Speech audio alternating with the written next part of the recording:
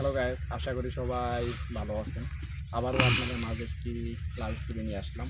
আজকের লাভ স্টোরিটা হলো অন্ধ ভালোবাসা। তো আপনারা তো বুঝতেই আছেন আজকে লাভ স্টোরিটা কী পরিমাণ সুন্দরতা চলতেছে।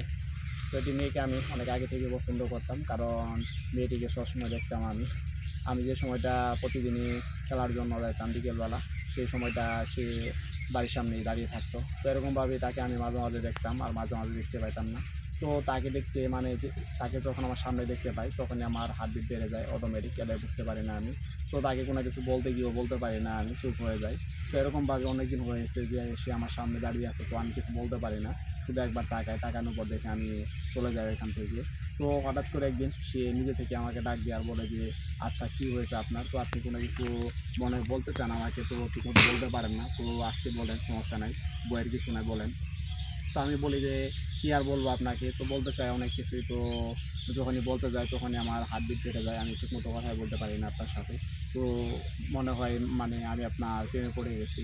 তো বিষয়টা শোনার পর সে হাসে, আর কিছু বলে না।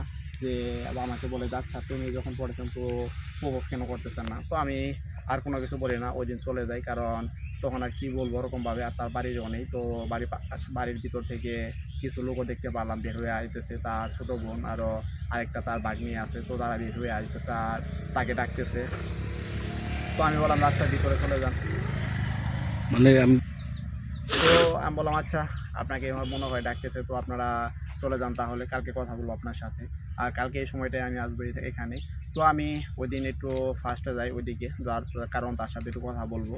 তো কথা বলবো তাকে, কিন্তু ওই দিন তাকে পাই না, কারণ অনেক খোঁজাখুঁজি করার পর খেলার মাঠে চলে যায়। খেলা শেষ করে আসার পথে দেখতে পারি সে দাঁড়িয়ে আছে ওই জায়গায়। তো তখন তার সাথে একটু কথা বলি, তো কথা বলার পর ওই দিনই তাকে প্রপোজ করি।